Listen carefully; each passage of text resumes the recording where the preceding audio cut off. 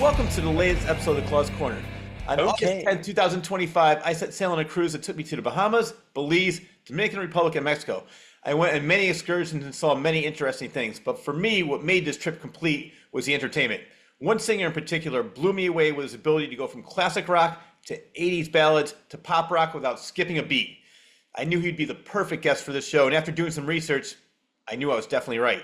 His theater endeavors began during primary school in Australia, wearing a paper craft Yogi beer head.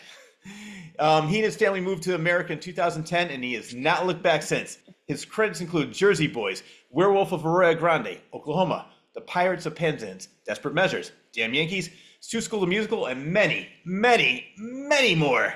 He is now an entertainer on the Norwegian Cruise Line. So without further ado, please welcome singer, pianist, percussionist, guitarist, and accordionist, the one and only Tommy Krob. Tommy, how the hell are you?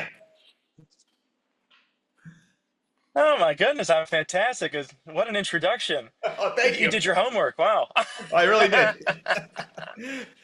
That's I did. I'm doing great. It's wonderful to talk to you again, Rich. Oh yeah. Well, let's go back to, as I mentioned, it was the middle of August. Went on this cruise, and I don't know how many people, not just me, came up to me because I heard it. And I've been on another cruise before. I never really heard this. Like, you guys were the best one on the cruise. You guys were the best act. I mean, I've heard at least 4 or 5 people in the times that I saw you say that, and I have to agree. I love the fact that, like, the first time I Eh, saw you was, I think, Classic Rock Night. Then I saw you do Fleetwood Mac's Rumors, the entire album. hmm, And then I saw you do Prom Night, which is 80s ballads and 80s rock. And right, right. and I love the fact that it was just, for you, it was so seamless, you and the band and everything. Because there was another one, I think the Choir of Men. It was a great show, but you could tell they were more show tunes. And when they tried to do a rock night, they were still show tunes. But for you, you could just go from any different genre and you made it work. That's what I loved about you and the band that you were with. Hey, well, thank you. I appreciate that a lot. Yeah, it was hard at first, but I feel like, we've gotten the hang of it, or at least myself. Why not? You don't have to be humble in this show. Come on. That was way better than everybody else. Trying. No, well, No. I, Well, sorry, you go. no, I was making a joke about that because I said there was like what 4 members in the band. I think there was the 2 women and then you and some other guy. Yeah. And no, all of you played so well off of each other, and that's what I wanted to talk to you about because I wasn't even thinking about this, but like somebody was telling me that like every Norwegian cruise, because I was on another Norwegian ship, but every ship has basically the same show, and then you have the contract. When your contract ends, they have different people but do the same show. Is that correct? Yes. Okay. Yeah, that is correct. So the question I have for you is, um, I think we talked about this off here, but this is your first cruise. Yes, it is. Yeah, as a performer and just even in general, I'd never been on a cruise ship in my life. Oh, really? All right. So Yeah. how did this fall into your lap? How did you get this cruise? Yeah, well, I think after I started going to school for performance, you start to kind of hear about all the different facets of performing that you can fall into. And I mostly did musicals, stage shows on land. And yeah, I'd always, a bunch of my friends had gone off on ships, and it was always that one of those, it felt like a pillar of the performance kind of musical theater world. Yeah. And it's like, well, I want to try it all. Mhm. So a great opportunity to see the world, and I just heard amazing things, and so yeah, I just auditioned and didn't get anything, and so I was able to sign myself up with a lovely agency called GL Berg, and they found me this job, and yeah, The rest is history. the rest is history. And how And long now, how long and does your now all of a contract run sudden for? yeah. Oh no, sorry to interrupt you. What were you gonna say? In totality, it's oh no, no, I don't remember. It wasn't important. Uh, in in total, it's we're on the ship for 6 months, and before getting to the ship, we rehearse in Florida for 3 weeks, so just All shy right, of that's what I seven was going to months. ask you about. Um, Because you guys, as I mentioned, it's seamless, but there's so much more than just singing the songs, learning the songs. You have a whole act. It's like a song and dance. You have banter in between, jokes, and so you have basically like not only just singing, you also have to act as well. So that you have what 3 weeks to learn everything.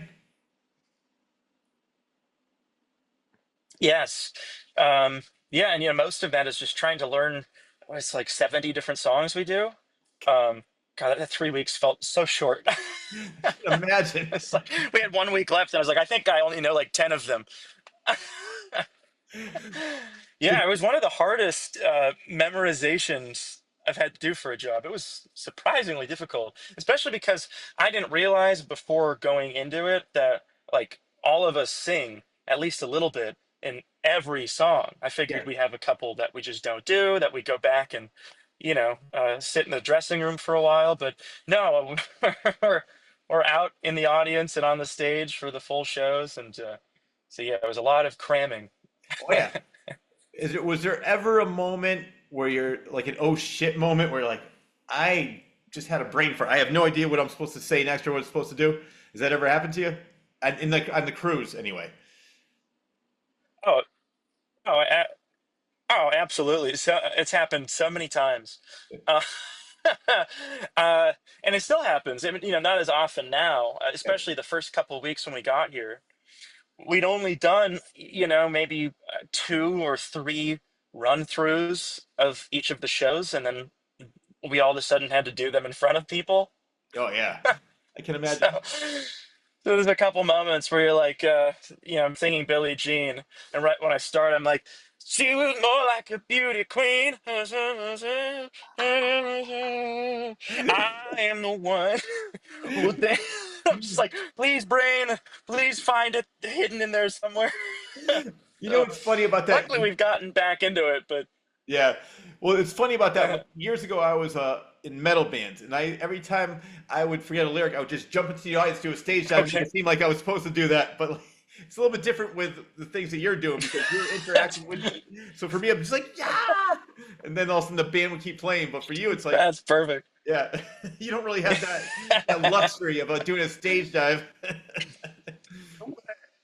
Well, maybe, I never even thought of that as an option. That might be my next, my next move. Next time the words vanish, I'll just throw myself into the audience. Well, I love the fact that the four of you had such great Yeah. chemistry. Like you played off each other very, very well. So I mean, I know this is your first cruise, but I wonder what it would be like if, say, if maybe like two or three of you didn't get along and how that would work out. I mean, luckily, I'm guessing with the group you have now, that's not the case. Because if you do, you're the best actor in the world. Because it seems like you guys were, excuse me, we're having the best time in the world. And we do have a lot of fun. And it's I can't remember who was on. I think we have two new people since you saw us last time. Yeah. Well, Um, yeah, I was gonna but ask you about that. yeah, we oh, No, no, I was gonna say 'cause I forgot what the other guy's name was, but he was definitely leaving. That was his last cruise. I remember that when the cruise ended, whoever that was. But so somebody else right. Yeah. did one of the women leave? Yeah, so he left. Yes, one of the women left as well. Ah, So we got uh, two people who luckily have done the show before. One of them was ship doing this show right before we got here. So it whew. so they both slotted in perfectly. Oh, good. Yeah. Well, that's Yeah, what. it was, yeah, we were we were so relieved. Yeah, well, that's what I was gonna ask you. I mean, so you got lucky with this, but I wonder what would happen if you got two brand new people fresh off the street and they never did the show before. Would you? How can? Where do they have time to learn everything? Are they rehearsing in Florida with somebody else and then they come in and do it with you live? That's what I'd imagine. I don't know if I think unless you go through that training in Florida, I can't imagine they would let you come on the ship. Yeah, um, because they tackle. I mean, they are so specific with every tiny harmony that we sing in all of these shows. Um, and I mean, it's more, we don't really dance. We don't have a we yeah, don't really do a lot of choreography in the show. yeah. But when it comes to the music, they're so particular about the exact notes, the exact cutoffs, the exact vocal stylings. So I don't think, unless they were really desperate, I don't think that they would let somebody new come on the ship. I Yeah. think even then they would just be like, "There's three of you, figure it out." And do you You know? have a, do they, I'm guessing you do, did you ever meet the script writer of who writes the jokes in between the songs and the banter? Did somebody coach you on that? I mean, obviously they gave you your lines, so you had to rehearse them, but did you ever Yes. get a chance to meet who put this all Hmm. together? Yes. Yes.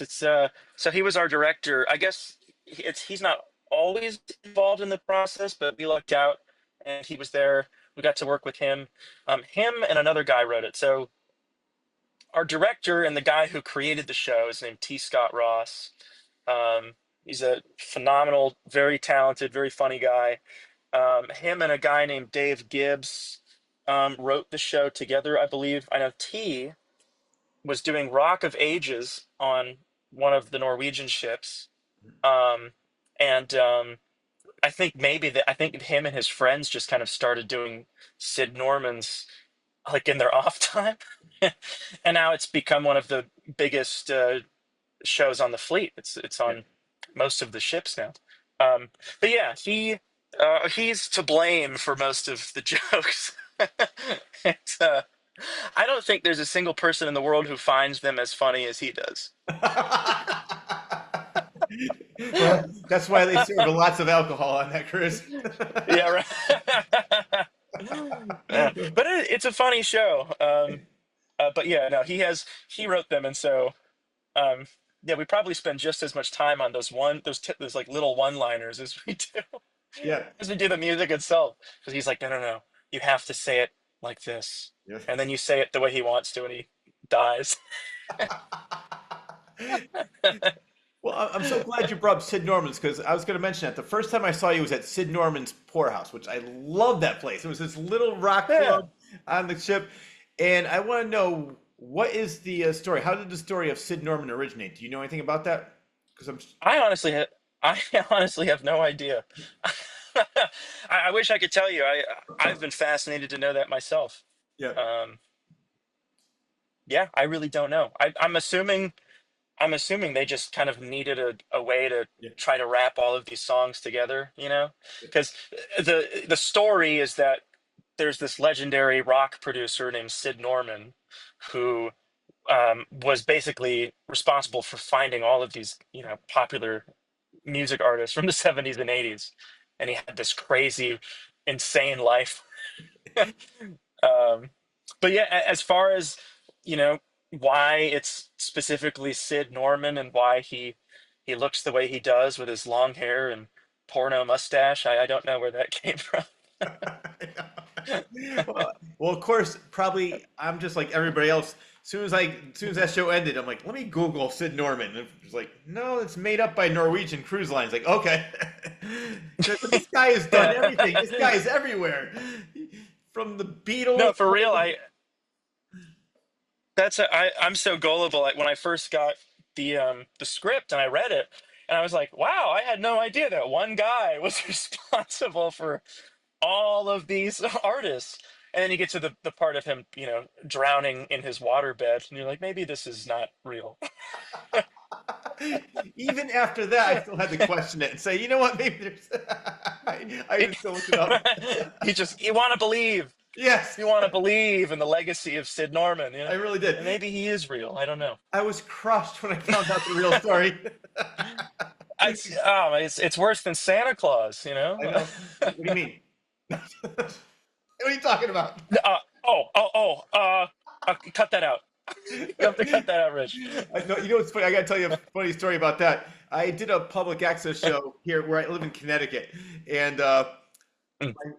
the the interviewer was asking me like the first time I found out Santa Claus wasn't real, and I was just making jokes like how my father came down from the attic, and first thing I said was, "Hi, Dad." He goes, "You couldn't even give me 2 fucking minutes. You blew my cover right away." So then they had to put that show after 10 o'clock, where kids couldn't watch it because they were afraid that kids would see it and say, Oh yeah. "What's he talking about?" That's Yeah. So I said, you know what? After this, I said next week we're You coming back. crushed a We're lot gonna of talk about the dreams Easter in Bunny. it. Well, I said after this week, Yeah. next week we'll come back talk about the Easter Bunny. Just ruined everybody's childhood That's dreams. great. They're like, yeah, what childhood dreams do you want to crush this week, Rich? And let me check my list. Santa Claus check, Easter Bunny That's funny, check. right? And then right? That's Sid Norman's next. I know. I still want to The keep that kids will dream be alive. destroyed. Out of the three of That's right. them, that's the only one I He's really want to keep alive. The second time I saw you, I can't remember the name of the theater. It was just one of the bigger theaters there. But you did the Rumors, Mhm. the whole Fleetwood Mac album. But what I loved about that show was that not only you played the music so great, but you also had stories about each song. After each song, you tell how this song originated, what was going on with the band during this song, what they were thinking, why they wrote it. So I want to talk about that because I mean I'm sure you've done it so many times. You know all the stories by now. I had no idea that I mean I know they were all dating each other, having sex with each other, doing drugs together, but I had no idea during that album all that shit went down. So what were some of the things that happened Yeah. during that album? Oh goodness. Well, let's see. Stevie Nicks and Lindsey Buckingham, I believe were high school sweethearts, Mhm. and then they created the band together, and or did they join later? Well, they were in the band together, and during that, they start going through a divorce, and then Christine McVie, one of the the other female singer, and the bassist John McVie are married, and then she starts seeing the band's lighting director, Oh my god. and which it's chaos. It's absolute chaos, and supposedly it's uh, I believe while they're recording the album. Wow. Um, and so yeah, you have a lot of these songs um, that are about breakups. "Go Your Own Way" is supposedly Lindsey Buckingham's words and feelings at the time, and "Oh Daddy" is a reflection of Christine McVie's situation, and yeah, it's there's a line that we say in the show where it's like it's a miracle that this album even exists. I know. It really is. Because so it would have broke It so really many is. lesser people. They would have been like, you know what, I'm done. I don't give a shit about this band anymore. But the fact that they stuck it out, Yeah. and when I years ago I did radio, and I went to Connecticut School of Broadcasting, and one of the things that they taught, or one of the DJs that came in as an instructor said, sometimes you get your most creativity during your darkest moments. And it is true. Oh, It sure. doesn't work for everybody, but a lot of people, when they're down the dumps, that's when they'll just start writing endlessly, meticulously, and they'll come out with classics. And then when they found that success, they get a little too comfortable, and they just phone it in. They're like, yeah, we're good. No, it's so true. It really is. I feel like even though I mean I'm on a much lower stake situation than Yeah, Fleetwood Mac was, and not signing $1 million record deals, but you have a job, fall through, and it's either it crushes you into just hiding away from the world, or it just fuels the fire yeah, that you know forces you to find something even better. yeah. Well, I Which think I guess for them, I don't know if they were contractually obligated to finish the album, or if they were just so passionate about it that like, well, now I have these great, powerful stories to. what's funny. I never even thought of that. That could be the whole reason the album came out. It's like you're under contract. We're gonna sue you if you don't finish it. Like, come on, that would be funny. It had nothing to do with the passion. It was more like, shit, I can't get sued. I have no money. I just got divorced. Oh, man. I, I wonder. Yeah, right. No, I don't. Yeah, I mean, I have no idea. That just occurred to me right now too. I'm like, I can't believe that they powered through all of that. Like, well, maybe they had to. Let's say it was for the passion. It was probably for the Yeah, passion, let's right? go. This is for the bad. We're sticking with that. Sid Norman is alive and well. Yeah. Fleetwood Mac did it for the passion. Yes. Santa Claus still isn't real, Perfect. but Oh, well, 2 out of 3 ain't bad. exactly. And Meatloaf, he's another story. uh, Oh, don't tell me Meatloaf isn't real. oh no, I can't, I'll never break your heart like that. It's like that would just destroy Oh my me God. too. So, Whew. so the third time I saw you, which I mean, I can't even say which one was most fun because I had so much fun at each one, and I love the fact that you picked my wife and I for one of your songs, or for one of the bits. I think you did Oh, absolutely. oh my, what was it? It was the Linda Ronstadt song. Oh, you're no good. 'Cause you asked her, it's like, Yes. what don't you Yeah. like? What don't you like about him? I wish he'd sing in tune once in a while. Because for people, well, most of the people who do know me know I sometimes I get a little loud. I like to dance. I like to sing. But so then she said that, and all of a sudden you and the band just starts. You're no good. You're no good. I'm, I'm I'm probably in the minority when it comes to this, but I love being the center of attention. So I welcome it. I embrace it. Yes. And I have to say, we have not had anyone nearly as enthusiastic as you. Oh, good. All right. I mean, I don't think it's even possible. You still hold the crown as Yes. far as the most enthusiastic, hardest rocking Sid's audience member. I love it.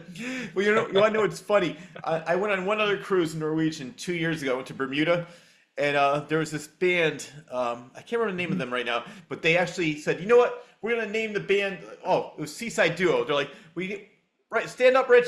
The name of the band now is called Seaside Duo with Sir Richard, and they brought me up because like I was doing the same. I just love live music. I just can't. I'm not one of these people who can sit down like this is fun. I'm having a great time. I gotta get up and like that's why it killed me because like the way Sid normally was, it was kind of hard. Because I mean, you guys were all going back and forth. I couldn't really get up, but I was able to do it. I was definitely able to have fun.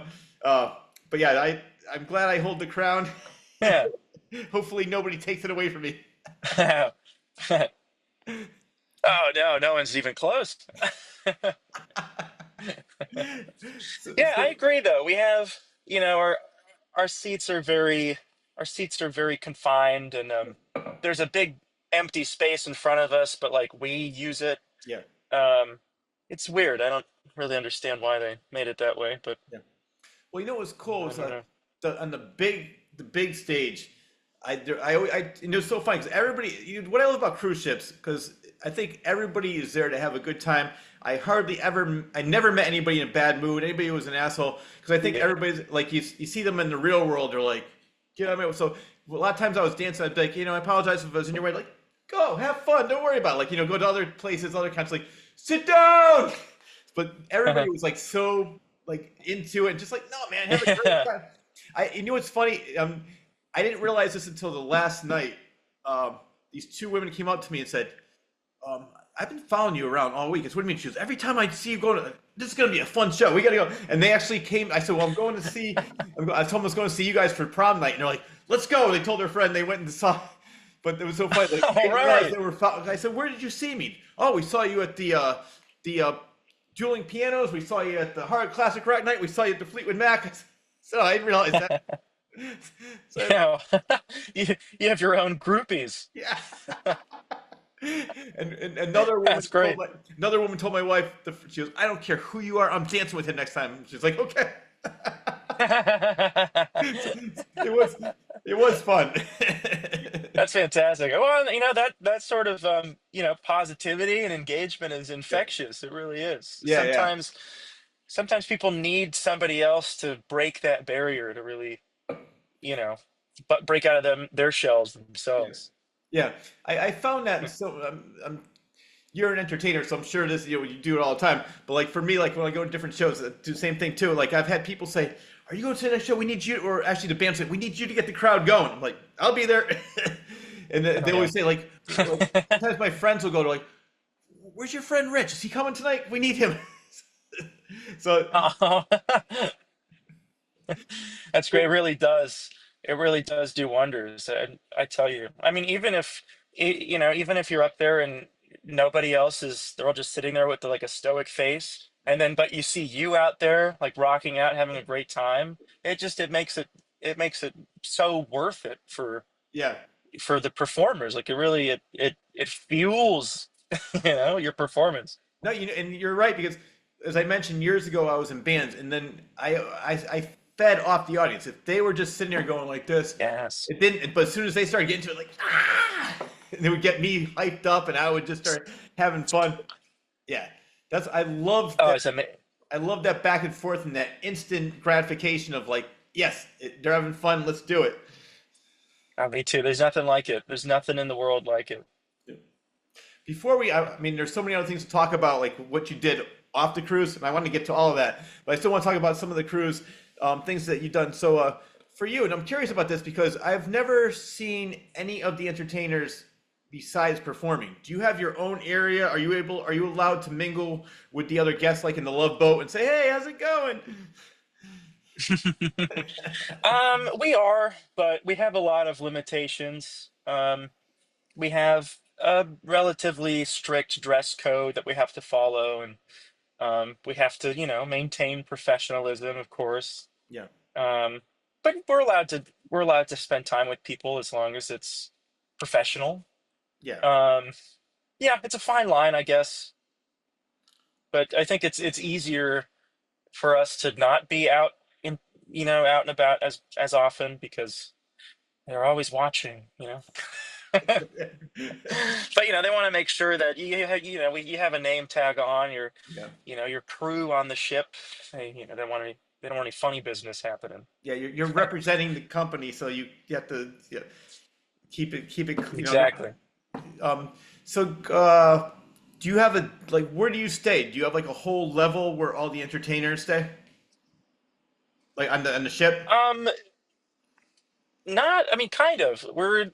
We there's all these little crew areas hidden all over the ship. Hmm. I mostly they're just elevators and stairwells, but on the from deck 4 to 7, I think there's a bunch of our cabins kind of hidden away, Yeah. Okay. out of sight. And there's a huge mix of people here. It's like luckily the entertainers, we we're paired with each other in our shared bathroom, and but then like our neighbors will be security guards or bartenders, or we're all in this little world together, Yeah. which is nice. Yeah. That is. It's. I don't know if it was like this for your cruise. I was on another Norwegian cruise. I can't remember which one it was 2 years ago, and I was talking to a lot of the people that work there, like the people in the kitchen and everywhere else, and they were saying that sometimes they have four people to a room. But then I was talking to a musician. He goes, "No, I have my own room." Mhm. So I don't know. Like, do you get? I'm hoping you get a little bit better deal. Do you have to share the room with anybody, or is it? Do you get one all to yourself? Yeah, it's all over the place. Honestly, I don't know how they figure it out. It's different on different ships. Okay. I'm in a Jack and Jill, so I'm in my tiny little cabin, and then there's a bathroom in between, and the other guy in my show is on the other side of the bathroom. That's how all of us in SIDS do it. But the other show, Choir of Man, some of them get nicer cabins because No. the company likes them more, I guess. I don't know. Well, maybe the company does, not the audience. I don't know about that, Rich. No, I do because I talked to a lot of Uh, people on the cruise, and everybody said, because I said you got to see these guys, and I don't know how many people said they are the best. I saw them last night. I said, oh, I'm telling you, I've seen it. And you know what's funny? I went to the I think it was called Howl at the Moon. I saw it was yeah. the dueling pianos, and when I walked in, I Mhm. started dancing, and this woman, the one of the pianists goes, "Hey, it's Rich." I said, so I waited until the end of the night. I said, "How did you know my name?" She goes, "Oh, I saw you guys over at Sid's. I saw you last night at Sid's Pearls. They were making fun of you. That's when you did the You're No Good." So that was like one of the first times I saw like where another entertainer was watching somebody else's show, and that's why I was asking you because I've never seen that before. Yeah. Because I mean I didn't know who she was until I walked in Oh, yeah. there, but I guess you can go around and see other shows, but just keep it professional. Yeah, exactly. It's funny. I was actually just at Howl at the Moon right before this. Oh, really? Okay. That's kind of mostly, yeah, I feel like most of the time when we do go out in guest areas, it's to support each other. I think a lot of us find the importance in that. Yeah, I think it's definitely important. It keeps the morale, and you get to know the other people, and just it's yeah. I mean, you're on the same ship for 6 months at a time, so might as well be Yeah, friendly with everybody, as many people as you can. yeah, I know, absolutely. Well, I want to go back to Tommy Krob, the early years. As you mentioned, I did do my research, and I didn't even realize that you were from Australia. So was it, maybe I'm pronouncing it incorrectly. Was it Garran Primary School in Australia? That's correct. It's well, actually, so I'm not from Australia, Oh, but I did live there for a year. oh, that was it. Um, Okay. just a year, yeah. Maybe it was a bit misleading. I should edit that bio. Yeah, my dad was a government worker. We moved around a lot, and yeah, one time we just ended up going to Australia. That's not a bad place to go. But yeah, that's where Go ahead. that's really my first time when I performed, and I really felt like, whoa, I like this. It's just like I was auditioning for the teachers, to the Yogi Bear theme song and just doing all these wacky little things. And they were laughing and I was like, oh, this feels really good. Yeah. You had to be what, 4 years old, like in primary school? So you had to be No, four. no, I was 10, I Oh, think. okay. Because I'm thinking when primary school, because I know when I Yeah, went to primary, it's like elementary. okay, all right. So 10 years old, that's still young. But yeah, you know what's funny for me? I don't know what happened. I was severely shy when I was young, and they actually brought me to the school psychologist. They're like, "Why didn't you talk to anybody else? Why are you so unsociable?" I don't know. All of a sudden, 10th grade hit, and I just completely. I don't know what just snapped at me, and I'm so glad it did because ever since 10th grade, I've been having the time of my life.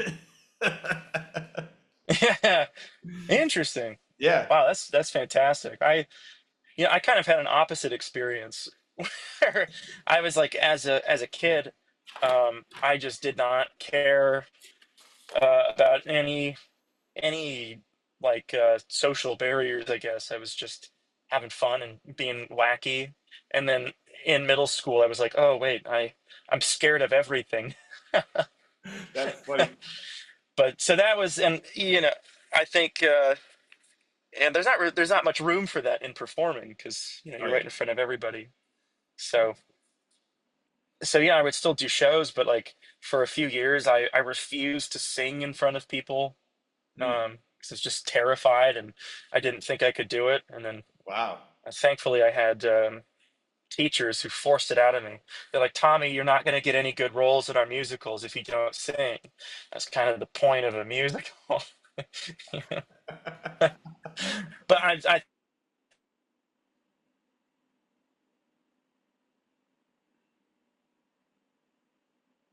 thank God they did. Uh-oh. Yeah, we're starting. You're Uh-oh. breaking up a little bit. There you go. There you are. I think I lost you for a second. Yeah. So here the so Okay, we're what was back. up? Yeah. Hey, good to see you again. Welcome back. So the last thing I heard was that you were scared of everything. Hey, Your long teachers. time to see. So let's go back to. So I met you at Norwegian Cruise Lines. We don't have to go back that far. Uh, Yeah, right. that's the last thing I heard. No, so the last thing I heard was that you were in middle school and your teacher's like, you can't be scared of everything. And what finally snapped you out of that again? Yeah, well, I was honestly we're doing it was the Little Mermaid Junior when I was 14. And I was like, I'm not gonna sing by myself. I can't do it. But I was also like, I want good roles because I like attention. Uh, but my teacher who directed the show was like, Tommy, if you're not gonna sing by yourself, like you're not gonna have good roles. Like Yeah. that's just the only you have to do it. You have to do it. And so she kind of forced it out of me. Yeah. And yeah, and then I found that I really liked it. Um, at first it was super scary, but then it became empowering, Yep.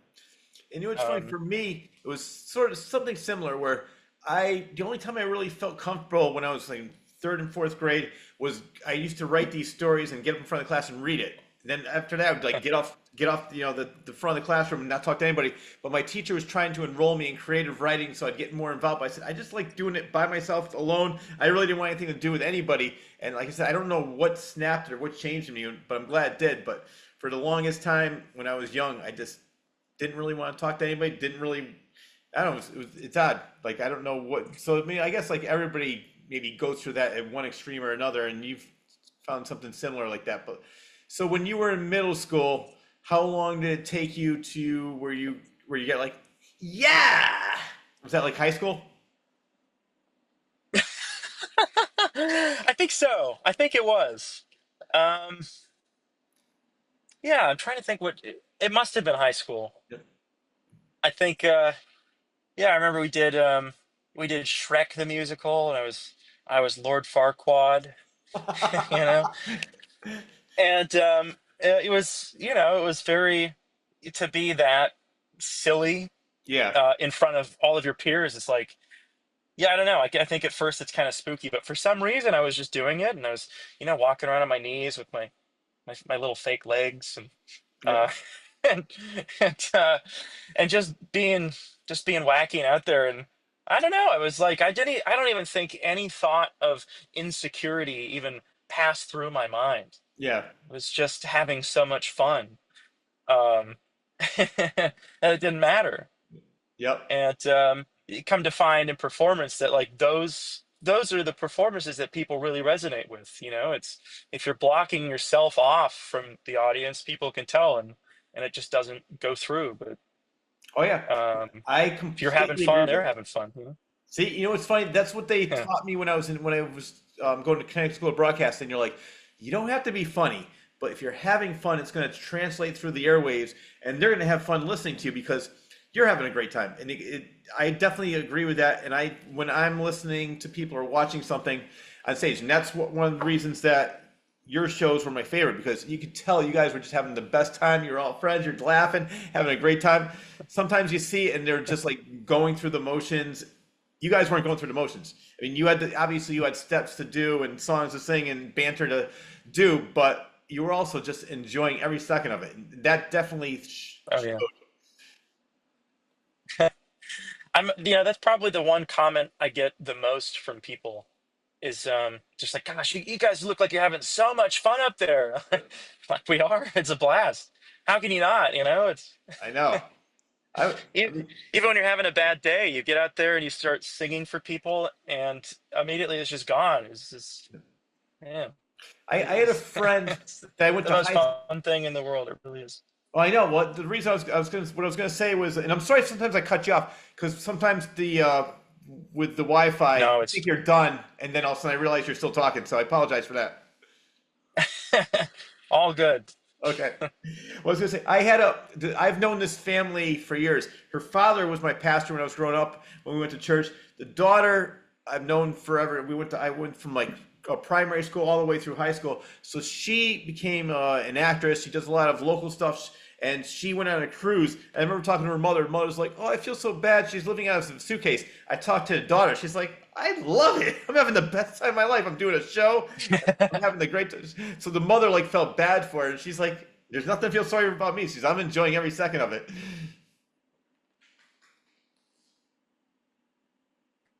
And you're frozen again.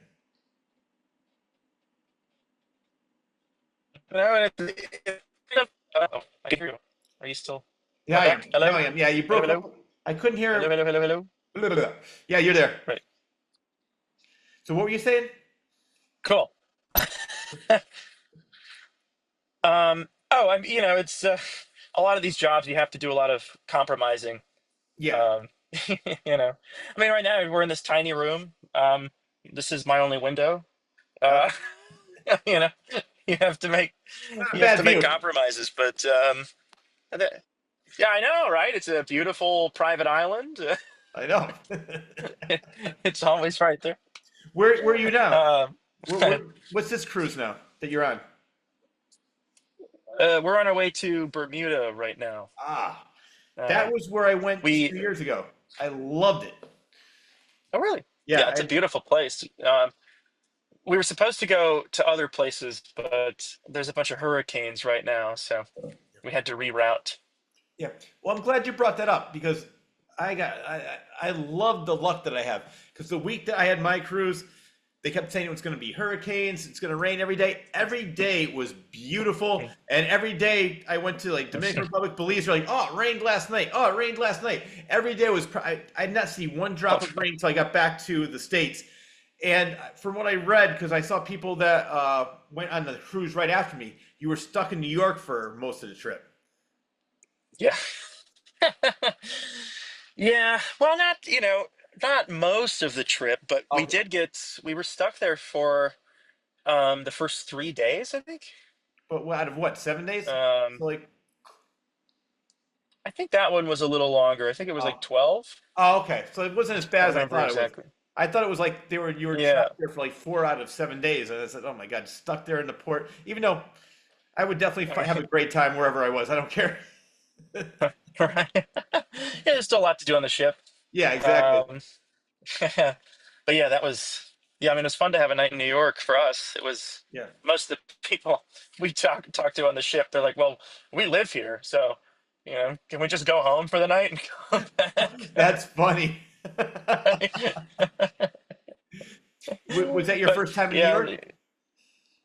no, I've been there a couple times. I've visited a couple times. I've done a couple auditions in New York. Um, I'm hoping to live there full time shortly after this. Have you ever done Broadway there? Oh, like, what Like, do you mean? Like well, seeing have you ever done or? like, in New York? Have you ever done either off Broadway or Broadway? Because you said you auditioned for shows there. Have you ever done Mhm. any shows there? No, not yet. Yeah, Unfortunately, not yet. But that's the dream. yeah. Well, all right. So that's what I was going to ask you. So, I mean, as I mentioned in the intro, you've done so many great shows from Jersey Boys, Two School the Musical, all these different shows. I think didn't you do 9 to 5 as well? I thought I saw. Did you do that I one? did do 9 to 5. I Yeah. love.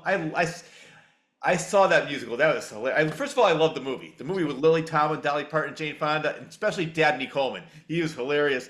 But the musical was great. And I love when they take these movies and make musicals. Another one that I loved, I don't know if you ever saw or were a part of, was Xanadu. Did you ever see the movie Xanadu?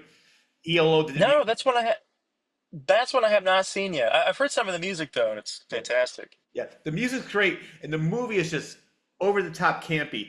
But the Oh, I musical love it. makes fun of how campy the movie is. It's hilarious, and Oh, really? I love it. So that would I love like how they're taking all these movies from the '80s and just making musicals out of them. Because Hmm. I've seen now who would you play in 9 to 5? I was Joe. He's Violet's love interest at the Oh yeah, office. yep. Yeah, All right. So for you, did you actually? I want to go back a little bit because we were still in Tommy Krob, the early years. So in 2010, I your guess. life changed again. What happened? In 2010. Yes. Yeah, well, that's when I left Australia and we moved to Wisconsin, which was somewhere we were never supposed to be. um, and we were only going to stay there for like a year or two. Ended up for me being uh, 11.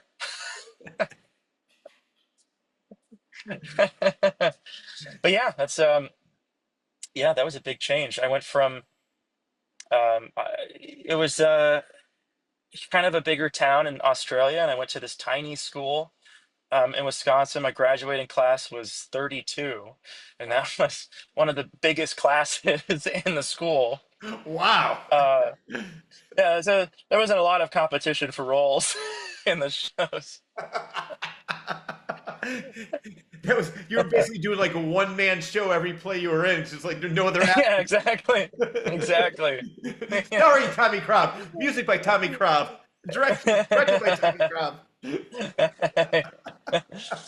But yeah, it was perfect because if for a scared kid like me, I feel like if I was in a big school, which that's what we were supposed to do when we moved back, let's go to a massive school and near in a well, we're gonna move to Minnesota and just life got in the way. Like I don't know if I ever would have even had the courage to audition for stuff if we're in this massive like hundreds of other students competing for the same things. Yeah. Um, but yeah, like I never realized how it really I really lucked out. Oh yeah, no, definitely the best places. I did not realize is it Australia? I mean, obviously Australia, the land wise, it's big, but there's not a lot of people that live there. Is that what happened? Like, why is it so? I mean, I never heard of a graduating class of 32 people. Oh, I'm sorry. That was when I moved back to Wisconsin. In, Oh, in Australia, it was more normal. oh, okay. So Wisconsin only had 32 people. Well, um, yes. Wow. Okay. I thought that's what you meant in 2010 when I Yeah, yeah, yeah. uh, No, when we were talking, when we went I back can't to remember what I wrote on my yeah, website. yeah. Well, yeah. So, that's where I got all the information from. And the question is that you joined the theater group, obviously, because you love theater, Yeah. and w w I'm guessing there was a lot of competition. There, no, there really wasn't. Oh, really? If I'm Okay. being honest. Oh, good. I mean, it was. I mean, kind of. There were maybe like two or three other guys that I was like in competition with for the bigger roles in shows. Yeah. Um, Well, there was but that was something. about it until I went to college. Okay. Well, maybe this was a different time then, but I thought there was something that during that time period that competition taught you. What was that? No Oh dream is man, too it grand to taught me. accomplish. Oh yes, yeah, absolutely. Because it's funny. You learn at like a young age. Like somebody else gets the part you really want, Hmm. and then I'm stubborn, so I would go up to the the director of the musical and be like, "Hey, why didn't I get that part?" You know, and be like, "Well, it was for this. It was for this reason." And so it's like, okay, well, I'm gonna fix that, and I'm gonna get the part I want next time. All right. Um, and which is still, I think, so it's still true to to this day. Hmm. It's I mean, sometimes you're just not what people are looking for, but sometimes it's like, well, you lost this part because you couldn't hit this note as well as this person could. Yeah. And it's like, well, same as in middle school. It's like, well, next time I audition, I'm gonna hit that note better than that person. Windows will be shattering. You gotta make sure you hit that note. Yeah, exactly. The ground will shake. I love it. No, well, that's what you mentioned about like either like when you get rejected, it's like either curl up in a ball or just fight on. And then it's like in a business like that, you definitely have to have thick skin because for me, like over the years, most of everything I do is just all hobbies. I have a job that pays the bills, but I have so many. I love being in the creative field, doing it. So over the years, as I mentioned, I've been in a band. I did stand-up comedy. I wrote a book. I did motivational speaking. Now I'm doing a Hmm. radio show, and I also did a. Yesterday, I filmed like this low-budget movie where I was a zombie. So I just love doing different things, and some people love it, other people don't. That's great. I know what I like, and I'm happy with what I do. So some people say, "Oh, I don't like that." I'm like, "Hey, that's your opinion." So luckily I have that thick skin where it just rolls right off like people's criticism because just as many people that don't like me will love me. So just I think the worst thing, and I always say this, especially when I was doing stand-up comedy, I'd rather have people love me or hate me. The worst thing that could be is apathy. Where like, hey, what'd you think of Rich? Which one was that? If they hate me, let them hate me as hard as they can. Like if they love me. So for me, it's I'd rather have the extremes instead of just like I don't. I think he was funny. Was that the guy with the orange hair? No, that was the guy with the gray hair. Oh, so that I think would be the worst. Not Yeah, so I that love. I like that a lot. I really like that. Yeah, and well, it seems like that you. I mean, from everything that you've been through up till now, that you seems like you adopted that attitude. Where like, you know what? I'm not gonna. If I don't get it, there's gonna be something else that's right around the corner. Yeah. Um, and something, I mean, it's something I have to constantly remind myself of as Yeah, well.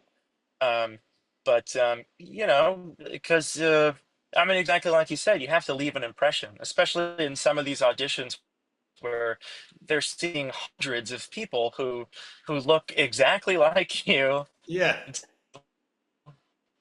Um, if if you don't go big, right? If you're one that's like, oh, he was all right, then yeah. you're done. They're not going to remember you for a second. Exactly. Is it making an impression? And it's funny you say that. The girl that I mentioned that was on the cruise, she said when because she was a huge like a big fish in a small pond because Connecticut's really small. I don't know if you know the area. But Hmm. then she said when she went to New York, she said there was like 100 people that looked like her, sounded like her, and talked like her, and she did exactly what you're doing. She goes, I had to like go over and be over the top, make an impression to get their attention, and then get some parts. So she moved on now to be a teacher, but for the longest time until she got married and had kids, she did that over and over again. And just like, because the saying that they always told me in radio was the more no's get you closer to a yes, which I agree with. It's like you're just going to keep getting Yeah, rejection after rejection. And eventually somebody's going to say, you're just the perfect person we're looking for. yeah. Oh, absolutely. And that's another thing. Uh, I read this book by one of my favorite actors, Joel McHale. Oh, yeah. Um, and uh, and there's one thing he was like. It's not that I was necessarily better than anyone or was better looking than anyone. It was just like I didn't give up. Hmm. Um, as you go, I mean, you start to see more and more people who you were in the business with at the same time um, leave the business, which is there's nothing wrong with that. It's Yeah. it's it's not for everyone, um, and some people are just taking breaks, and but it's I think just the just the ability to stick with it in general. Yeah. That's probably 90% of the battle. Oh, yeah. So I think so many people just give up before they give themselves the chance. Like maybe if they stuck it out a little bit Oh, longer, they would have had absolutely. that big break. But they're like, it's not happening fast enough. Because like especially when I was doing comedy, so many people were thought they'd go to an open mic. Somebody would see them like, I want you for five Comedy Central package deal right now. It's like that's not going to happen. I mean, every once All in a right. blue moon, something weird like that might happen. For the most part, you're just going to do it over and over and over again, and maybe just keep. That's why they always say like the 20-year overnight success.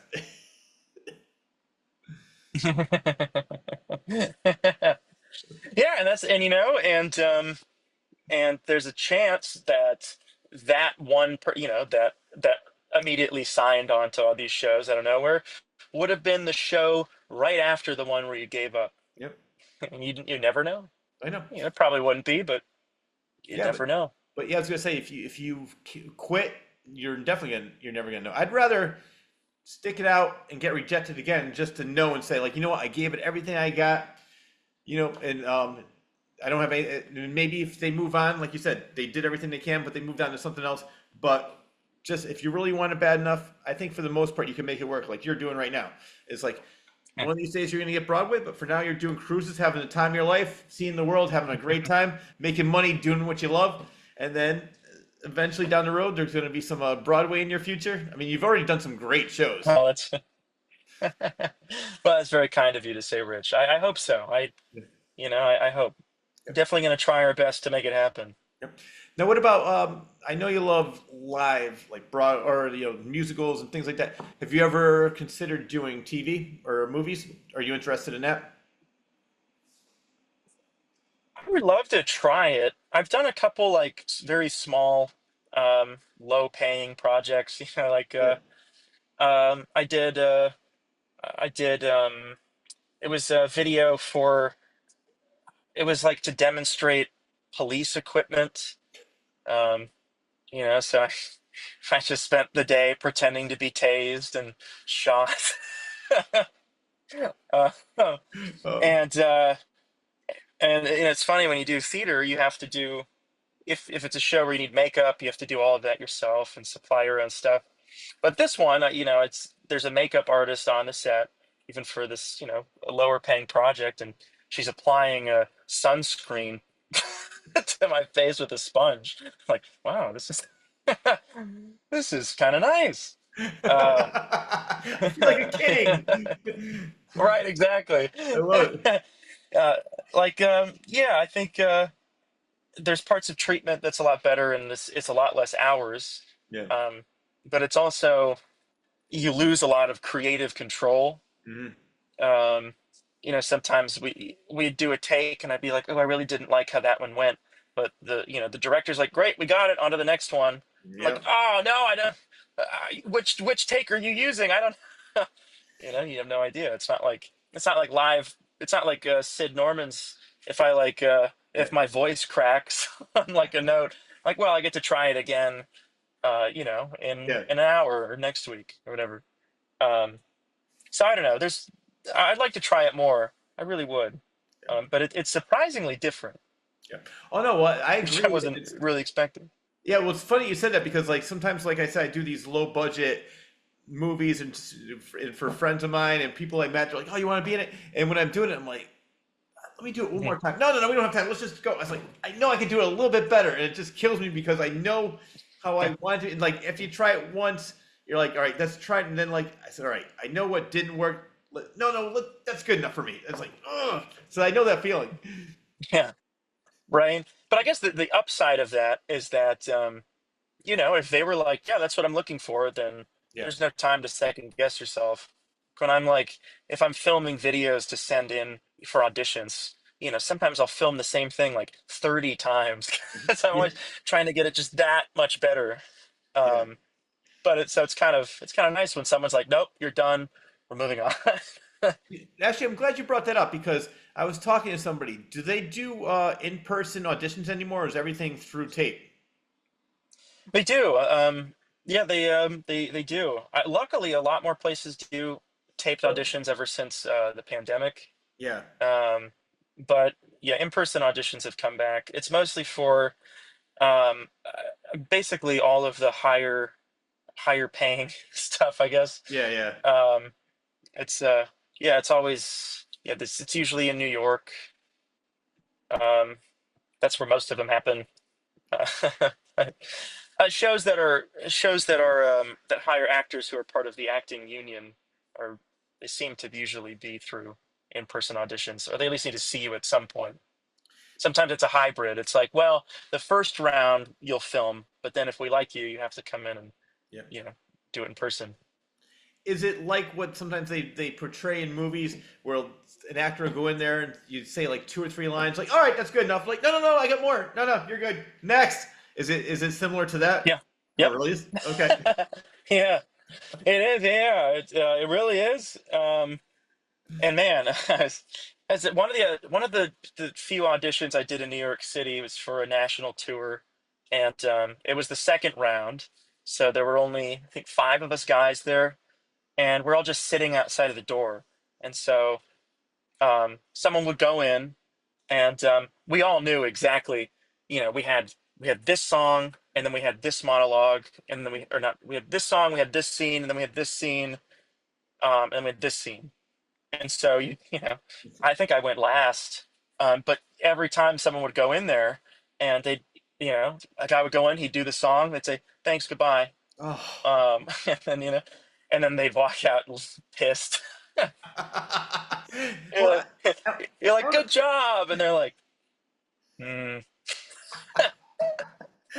I don't know how they can actually tell from like reading one or two lines, like that's our guy right there. Like, I mean, I would think, It's ins yeah, it's insane. I mean, I feel when I'm listening to these guys, and I'm like, well, they sound great. They sound just as good, if not better, on this song than I do. yep, But yeah, they do it once, and they're like, got it, bye. yep, yeah. I guess um, they probably have like so yeah, they probably have a mental image of what they're looking for anyway too. Like Tommy Krob, he's got that look. oh, We got, definitely, yeah, definitely. It could be, yeah, it could just be like, oh, just the way that. the way that he smiled when he sang that one line, like that's the energy we're looking for. Like it could be tiny stuff like that. Um, and so yeah, by the time I finally got in the room, I did the song, and they were like, "Okay, we're gonna look at this scene." It's like, okay. We did the scene, and then they're like, "Okay, now let's look at the second scene." Like, Or okay. They kept me for a while until, and then it eventually got to a point where I was like, "Damn it, I blew it." uh, But we got pretty far. We got pretty far. how did you blow it? Like It's like, oh, I was so close. what went It wrong? was I could tell that um the song I was singing, they asked me to sing it again, and they asked me to be more in my body when I sang it.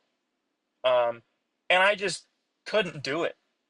And then they said, "Okay, well, I brought my book of other songs I sing in auditions. They're like, can we sing something from your book?" Think being like, the impression I got is like, we like him, but it doesn't feel like his body is connecting with the music enough. Yeah, So then they said, "Well, how about you sing one of your songs that you like to sing?" And again, I just could not. yeah. I just couldn't get into it, and so I did it, and they were like, "Great, thank you." It's like, Ah. damn. You, That's what I assume happened, because they don't tell you. But yeah. What was that for? What audition was that for? I was for the Cher show. Oh, really? Wait, Yeah. I don't even remember that one. Was that on TV for a while? Was it a sitcom or not sitcom or a variety show? Oh no, it's a I think it actually was. I think there was a Cher show. It was Cher and Sunny, right? Sunny and Oh, Cher. Sonny and Cher. Oh, so But you mean yeah, that show but way back in the but no, 70s? but now, Oh, well, now they have a musical about Cher oh yeah, called which The I Cher saw. Show. That Uh, okay. I so thought you were the audition was yeah. for that. Okay, I saw that in Broadway.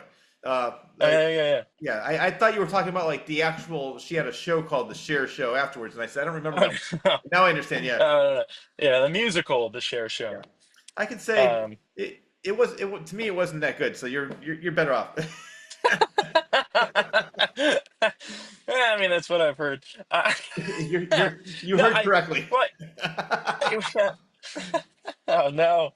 Yeah, well, it's funny though, because now, what I do in Sid Norman's on the ship is exactly that sort of stuff, Yeah. and I feel like, um, and being in your body and when you're singing those songs is a huge part of the job. So now I'm like, damn, if that audition would have happened after this, I feel like maybe I would be prepared, you know? Yeah. But you know what though? I think that this is maybe preparing you for something that's going to be even better than a share show. Because I'm not lying, the show was not that good. I mean, I know it would be great. It would have been great on your resume, but better shows. The Tina Turner show, if you can get on that one, that was There you go. All right. Well, no, I like to think the exact same thing. I think a lot of the times, as long as you're trying your hardest, good. um, and following your passions, I think the world kind of puts you where you belong and where you're needed at the time. Oh yeah. Because every job I've done, it's gotten a little better, and it's taught me so much. Hmm. And like I can look back and be like, wow, I could not have done this job like when I was like a year ago, or I think it was a year ago when I did the audition. But like that, failing there taught me what I needed to do to get here. Hmm. And who knows what Yep. who And knows what's next, you know? you know, it's funny because I say this all the time. I don't know if you know it. I have cerebral palsy, and so that's where like, but everything I've done Oh, okay. led to something else. So when I was working, helping a friend work on a documentary. That fell through, but he goes, I always want to try stand-up comedy. I said, well, I'll go down there and support you. I did an open mic set, and all of a sudden it took off. I did 400 shows in 4 years, 9 different states. But Oh, then somebody said I was on a show promoting myself, and they're like, "Hey, you should do motivational speaking. Do you want to do that?" I said, "All right." So I started doing that. Then that led to something else. Almost everything I did like open another door for me. It's like I never even knew that what was beyond that door and where I was going with it. But the one thing about me is that I never say no. I'm like, yeah, let's try it. If it doesn't work out, Yeah. you know. So I always try like even yesterday I was it's called the 48-hour film fest. It's you get a genre, then you have to write, produce, direct, act, edit, and put out all in 48 hours. So I was just an actor. Whoa. I was like, let's do it. And then from that, it was a horror movie, so I got to play a zombie. And if you see me on Instagram, you'll see some clips and pictures of it. But the person that was right, she goes, "Oh my God, you are," because I was way over the top. And I was going crazy, and we were so impressed by you. We want to do another movie with you. I said, okay, let's do it. So they're going to work with me on something else. So like that led to this. That's awesome. Yeah, it's. I think it's just like for me, anyways. Like I said, you're doing it for a career. I'm doing it for fun, but you're also having fun making money with it. But like if you're having fun, Oh you're yeah. passionate about it, it'll definitely lead to other things. If even if it's not Well, what you thank you. wanted at the moment, That's the hope. yeah. Well, I mean, that's what I mean. But that's the thing. It's you just have. No, go ahead. Oh, sorry. Oh, I was like, every year, I'm like, if you would have asked me where I would be, it's like you asked me a year ago today where I would be a year in the future. Every given moment in my life, I would never have guessed, you know, Oh yeah, uh, where I would be. It's, but that's what life is all about. yeah, no, and it's like Sometimes you don't get to pick exactly where you are, and sometimes that's a beautiful thing. yeah. Like, and I'll give you one more example. Doesn't even have to deal with me. It deals with my brother. My brother, when he graduated college, he went to school for computers, and he said, "You know what? I'm bored with this. I want to do something else." But at the same time, when this was going on, his girlfriend, who he's madly in love with, was cheating on him. He was devastated. So he said, "You know what? I'm going to join the military." So he ended up becoming a fighter pilot. Now he's an airline pilot, and said for like at the time he was devastated. He goes, "Thank God she did that because if it went well, I probably would have been married, would have settled down, got this boring job that I don't like, and just been there." He goes, "Thank God she left me," and that sort of prompted him to go into the military and become a fighter pilot. So you never know. Like sometimes, like as we mentioned before, sometimes the worst things that could happen will get you somewhere else, and you never know what's ahead for you. Yeah. Man, that's fantastic. That's it's. I mean, yeah. If as long as you don't let it destroy you, like it could really, you know, Oh yeah. it could really be the one thing you needed most when it felt like the worst thing that ever happened to you. Yeah. Well, see, and that's why I love your mentality because I have a very similar mentality. It's like the the things like if it doesn't work out, I learn from that, and I'm like, you know what? I'm never gonna let that happen again. Maybe I'll make new mistakes, but I'm never gonna let that one happen again. Like I couldn't hit that note last time. Wait until next time. And I, Exactly. That's what life's all about. You're always growing, I think. yeah, Um, uh, yeah, and why let a bad experience like being told no or being told that someone else is better, why let that do anything but make you better? yeah. No, exactly, and What that's what why. doesn't kill you, right? Yep, does makes you stronger. And you definitely have to have a thick skin when you're in this kind of business because if you let every criticism get to you, you're just gonna crumble. Yeah. Oh yeah. Have you ever? I mean, we talked about from primary school all the way till now. Has there ever been a time where you decided that you wanted to do something else with your life, or did you always want to be an entertainer? I think I've always wanted to be an entertainer in some way. Um, when I don't come from a family of entertainers. Mhm. My extended family, a little bit, is musically involved, but my immediate family, um, none of them are. My dad was in the FBI. My mom was a teacher, and my sister's in medical school right now. Oh my God. Like I, graduating from high school, I was like, I would love to do anything else, anything else in the world. Um, but I thought about every option. I'm like, no, this is the only thing that's gonna make me happy. Hmm. Um, and Yeah, and then I toyed around with things a little bit. Um, because I auditioned for the music theater program when I got like to my first year of college, and I did not get in. Wow. I was put in the music program and the acting program, um, but not the music theater program. Yeah. And then um, and then I dropped out of school for a bit. And then I was like, you know what? I don't really need theater. I just want to sing. So then I did vocal performance for a full year. And then I was like, oh my God, I miss theater so much. Um, and then that time I knew a little bit more about how to audition for a program and Yeah. was able to get in the Wow. second time. Um, but it's I think every time I've gone without performing, it's been the worst. It's been my lowest. Yeah. Um, I think I've tried to run away from it a couple times and I just can't. Yeah. I That's can't do good. it. No, have you ever had another job other than performing? Oh yeah. Okay. Um, Definitely. Um I mean nothing full time. It's always been stuff on the side. Yeah. Um, like I've done door dashing and Okay. I've done substitute teaching and I was a simulated patient once a few times at a medical school, um, which is similar, but That's funny. So wait, I want to talk about yeah. that for a minute. That's funny. So simulate, you would go into a medical school and then just lie on there on the gurney or whatever it was, and they would just pretend to operate on you or say, "This is what's wrong with him." Like, really, that's hilarious. It, Rich, it was so bizarre. It was well, maybe the weirdest job I've done.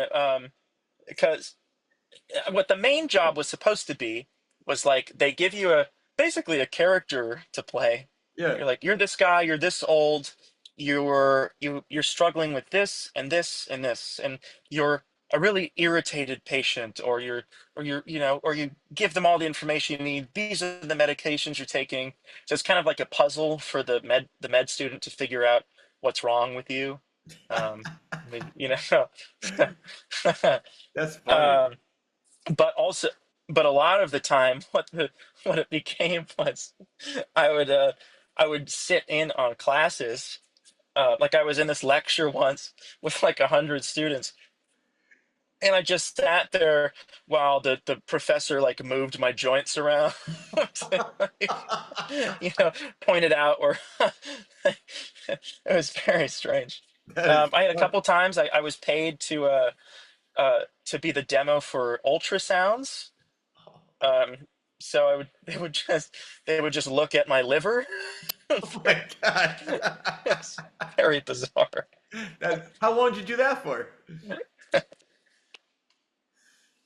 How long did you do that for?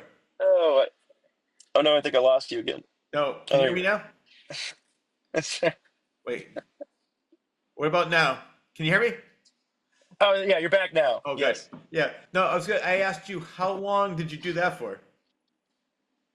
I did that for um maybe like 3 or 4 months off and Okay. on. It was while I was doing another theater job. So it was like Yeah. just to try to save up some money. Because it was one of my first theater gigs out of school, and did not pay great. Well, it's funny. Did you ever hear of Robert Rodriguez, the director and writer? He did Yeah, Desperado. He did Spy Kids. I mean, so many other great movies. Can you hear me? yeah, I think I lost you. yes, that's right. Yep. But do you know his story? Yeah, can you hear me? Yeah, now I can. Hello. Uh, Yep. Can you do that? I I don't. I knew that. Yeah, we're good. I knew that. I knew that he made movies with tremendously low budgets. Yes. I don't know what his story is though. Well, no, that's why I brought this up because he wanted to be a filmmaker so bad. He used to he was part of this medical group and they were giving him drugs to see if they would work and what they would do on him to see if like it would help. So he was basically a guinea pig for like a medical thing, and so he would take all this stuff, and they were paying him. He used that money to fund his own movie, which was Desperado. No, sorry, El Mariachi, and Mm. he made that movie for like thirty thousand Mm. dollars, and he only made that movie as a practice movie because he said, you know what, nobody's gonna watch this. I just want to learn how to make movies. That movie ended up getting picked up by Universal to the Guinness Book of World Records for the lowest budget movie to be picked up by a major studio. All because Wow. he got all that money from taking all these weird drugs at a hospital, saying, "Oh, let's see what this does to him. Oh, let's see if this works." That is that is crazy. I did, I would see I would see some advertisements for like nothing like that. Some I can't believe you can even do that. Probably anymore. This was back in either the 70s or 80s. I think 80s. So yeah, that I'm sure is banned by now. Yeah, right. It's probably good. I think, man, if I saw something like that, well, no, I think I draw the line there. Taking mystery pills. But there were a couple, it's hard to sometimes find jobs that you can do while you're doing theater because it's very time consuming. Oh yeah. Um, but yeah, there'd be some where it's like, hey, if you do our diet program, our very strict diet program for like 3 months straight, we'll pay you this much. Like, no, that's probably not a good idea. Nothing but apples and cigarettes for 6 months. All right, come on, we'll give you a Yeah, right. And if it doesn't kill you, then we'll give you a lot of money. Yeah, I think I'll pass on that.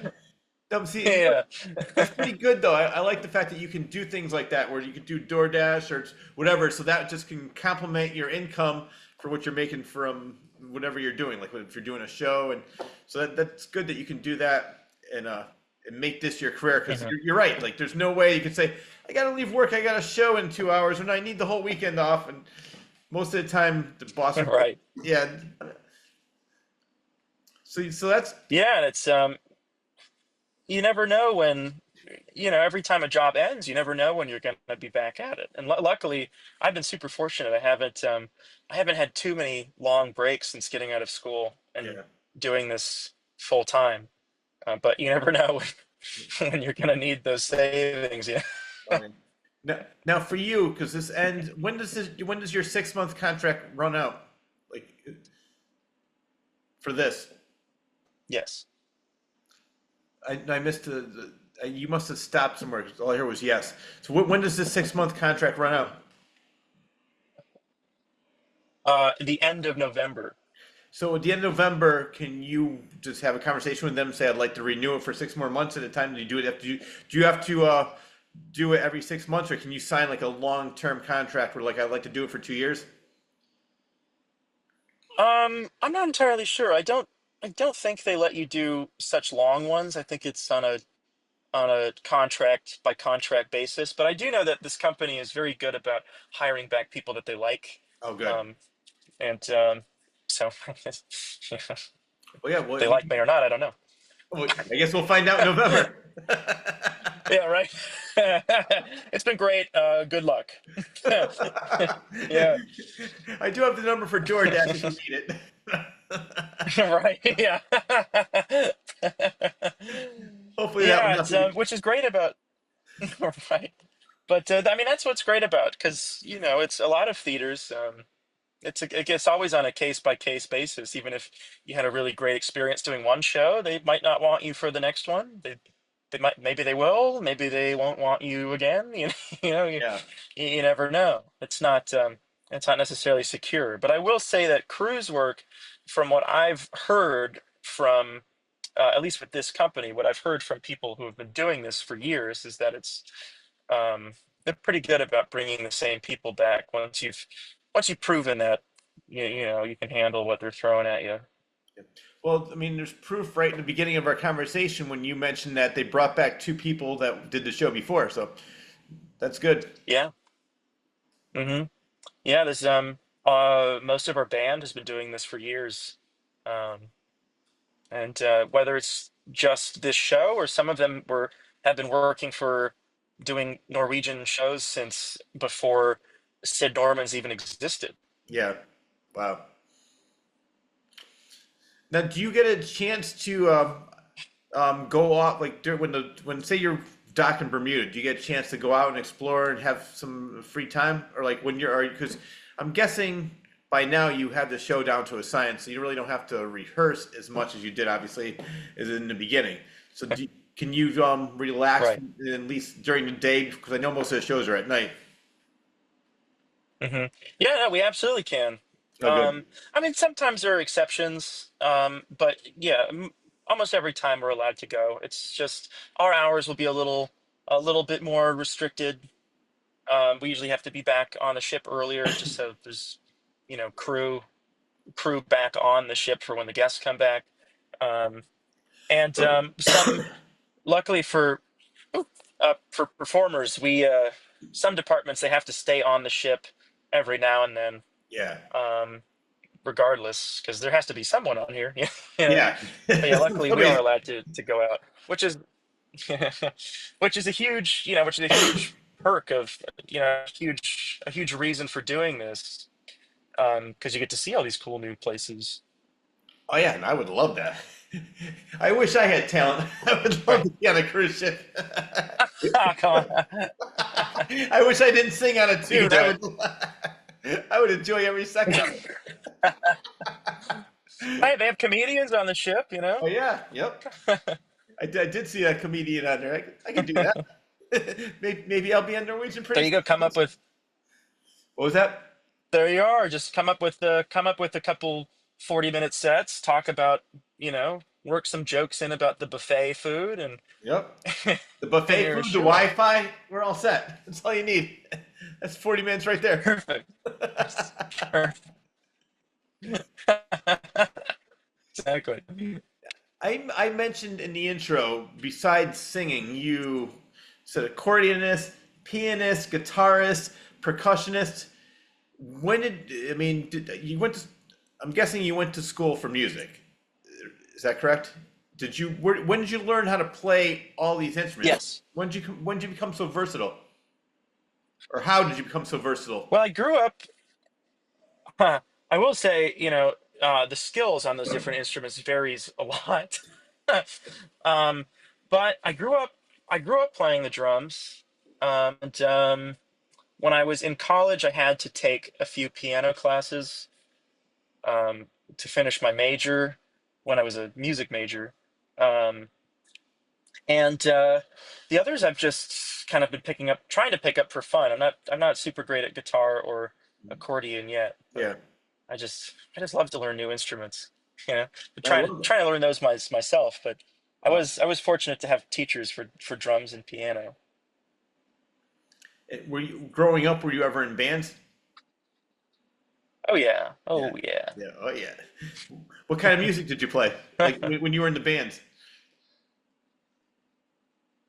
We would do we would do like we had a pet band. We do like rock songs. Yeah, So I get to play the drum set, and we had a concert band, and so it was mostly just like little like snare drum parts, yeah. or maybe hit the triangle once every 50 measures. Yeah. Um, and We had a jazz band as well. Wow. Um, so I got to do a little jazz on the drum set too. For a tiny school, we had a decent amount of opportunity to work on music.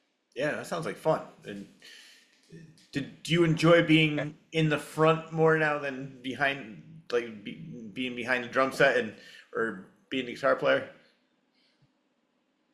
I do. I really do. Yeah, I, I really do. I'm hoping that's why I've been trying to get good at guitar because there's so many good roles, but you have to be able to play guitar. damn it! That Because if you one do them little both at the catch. same time, I mean, that's great, right? I know, right? Yeah. What if I just hold it? I know, but it looked cool holding it. Yeah. Come on, you actually have to Yeah. play the damn thing. I didn't realize that. Yeah. I was Just add misinformed. it. Yeah. That's not fair. Just add it in post.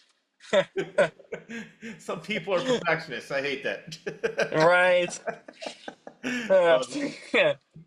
But no, I really do. Uh, One time um It was I think a year after I was out of college, and I had a job fall through last minute, and so I took a job in a scene shop. Mhm. So like building and painting and moving the sets for a theater, and I hated it. No, I know that would kill me Because too. I want to be on stage. I want to be putting up the stage. right, right, exactly. 'Cause I was like, well, it's still involved in the world. Like it probably won't make a difference, but no. Then you're sitting there and just pressing the go button for Yeah. sound cues, and you're like, Oh, God, I wish I was over there. yeah. You know, I know that feeling very well. It's like I want to be Yeah. in the middle of it all. I don't want to be behind the scenes. I definitely had that same personality. Yeah. So for you, who were your influences growing up? Like, what did you? I mean, we know in primary school, Yogi Bear was a big one, but who are some of like? Of course. But for like, say, actors, musicians, or even musicals, because obviously you're a huge musical fan. Who were some of your favorites growing up? My biggest inspiration in the world was Weird Al Yankovic. Wow. Okay. I I I learned about him when I was 8 or 9, and I was blown away. Uh, yeah, I had no idea that like you could do that, and it was so ridiculous. And I was like, "Whoa, this is a thing. You can just be weird and be paid for it." I love You it. know? Um, which is also why I wanted to learn the accordion too. Is so I was like, "What is this thing?" It's by far, by far my biggest inspiration in the world was him. Wow. I Okay. think, yeah, I don't think kind of my main. It's just weird to say in the acting world, but it's really because he did it all too. Oh He yeah. he had Right. a TV show, and he was he was voice acting, and he had you know he did it all. He had albums and he did tours, Yeah. He just came and I here was too. like, It's funny. just the He was in Connecticut maybe about a month ago. was he? Ah, Yeah. I missed Yeah. him. Did you?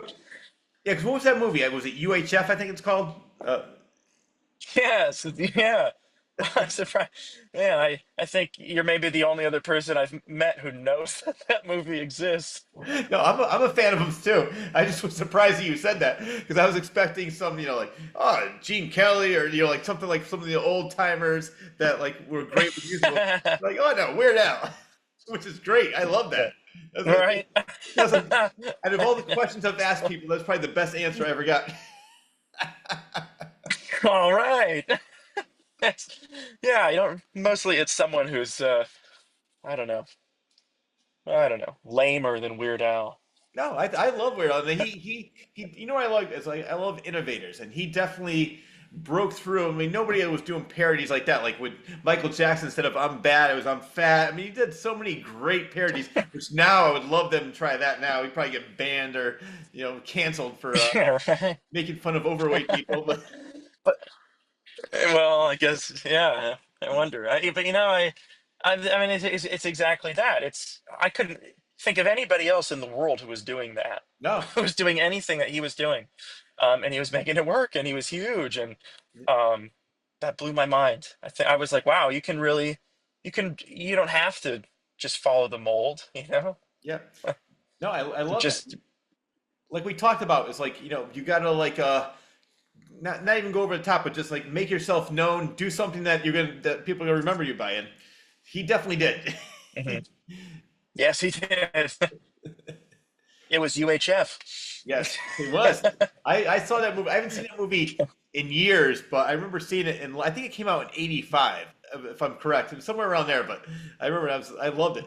That sounds right. Yeah, but It's ridiculous. I haven't seen it in years either, but it's good. so all right? So I know you love music, you love theater. Uh, have you ever thought about doing drama? Oh, sure. Um, yeah, I think it's unlikely because I just love to sing, and Yeah, But I love like doing a musical that has like a little meat to it dramatically. Like I got to be Curly in Oklahoma last year, Yep. and and it was amazing. It was such an enriching experience. But then after that I was in a show where I was a werewolf. Oh my God. So, it's which it came at the right time, I think. I love it. It's like, Just like you go from a very serious show, and then yeah, I think I always need variety. oh yeah. Because I love to you know dive deeper into like characters, and then I also love to just be a werewolf. Yeah. Who doesn't? Like I want to be Dracula. I don't know. Who doesn't? He, Yeah. he seems like he gets all the ladies. Yeah. Oh, he does. He must. Are But you? I don't know. I've always wanted to do Shakespeare, Wow. but that's one of my dreams is to be in a Shakespeare play. But yeah, a resume as a werewolf doesn't really help you get into one of those. So we'll, we'll, we'll see how we'll see how that works out. No, but I gotta tell you, I interviewed her name is Lynn Griffin. I don't know if there's a horror movie that came out in the '70s called Black Christmas, but after that, Mm. she was in so many stage productions of Shakespeare, so it can work. Oh, She was, really? yeah, so she was like 17, I think, when that movie came out, and then after that, she did tons of Shakespeare. Now I mean, then she was in what's that? Oh my God, I can't remember the the Canadian show, Bob and Tom or something. I can't remember what they're called, but they did uh, my mind was went blank on the name of the movie, but it's a comedy. But she was in that too. She was in some bigger movies that was really popular in the '80s. Um, Rush did a song called "Take Off to the Huh. Great White North." I don't know if you remember that. Bob and Doug God, I probably McKenzie. would if I. Bob and Doug McKenzie. Mm. Do you remember them? Oh, yeah, yeah, okay, yeah. Yeah. I'm gonna look up the movie right Huh. now. It's killing me. Very cool. Yeah. Yeah, you got But- yeah, I gotta look it up. But anyway, the reason I'm bringing that up is like she did these like campy movies, horror movies, and she did tons of Shakespeare. So I Wow, think okay. That gives me hope. let's see, it was called what's the name of it? Strange Brew. The movie was called Strange Brew. Came out another one came out in Strange brew. 83. It came out. I It's see. I'll have to look it up. Yeah, it's just a bunch of Huh. two guys that do it in this movie's like two guys that love drinking beer and do a public access show, and then I don't know, they save the world somehow. But it's a funny movie, but it's just it's like this really campy comedy, and she was the lead in that, and she did a great job. But and she's mostly known for that, but she has such Oh, a sweet. serious background, which is funny. 'Cause I like Shakespeare, but that the language I think would be so hard to memorize for me. Oh, yeah. Um, I think so too. I don't know if we have to see if we'd even be able to do it. I I did an Oscar Wilde play last year, The Importance of Being Earnest, Hmm. and that language was very tough. Yeah. Uh, which yeah, that was, oh man, that was, I think, the hardest memorization wise. It's like 200 lines, and none of them sound anything like I would speak. Yeah. So, yeah. And then nobody came and saw the show anyway. So All that time studying and memorizing. exactly, that is the hardest job I've ever had, and there's like no one. Oh, man. But Yeah. gratifying to do Yeah. it. Actually, I'm glad you brought that up because what is your secret for memorization? Sometimes I see these people with these long monologues. I'm like, how the hell did they memorize all that? Like, you just go over it and over it and over it and over it again? Kind of. It's there was something I learned from a professor of mine would say. He's a Broadway alum, really talented guy, and he always said, like, he's like, I don't understand people who sit down specifically to memorize things. Um, because in his point of view, he's like, if you every time you do it, every time you're working on it, you're actively doing the work with it, you know. Yep. Um, every time you every time you say a line, or you go through a scene, or you try a monologue, you're always trying to solidify the acting beats throughout it, and solidifying what your intentions are. And while you're doing that, it's just in there all of a sudden. Yeah. Um, Sometimes there's a trick I learned. If you have like a really long monologue, like I did in our Fleetwood Mac show, Yeah. we had these long Yep. paragraphs.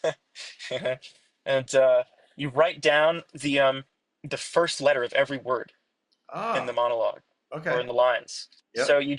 all you have there is just the first letter, and it works like a dream. It's crazy.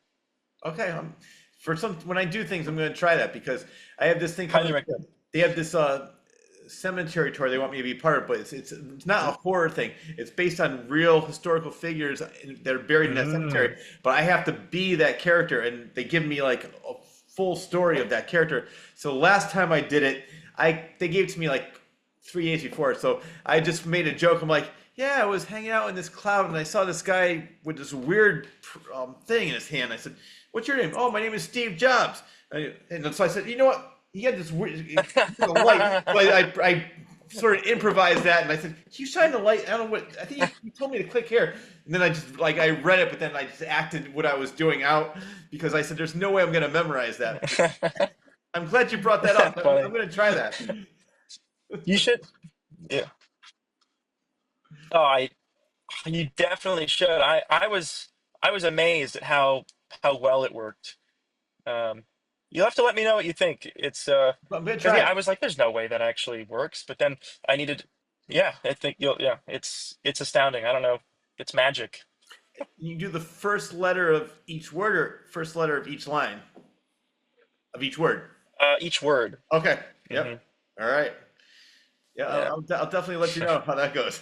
yeah, I might have to revert to my old pal Steve Jobs with this. So yeah, right.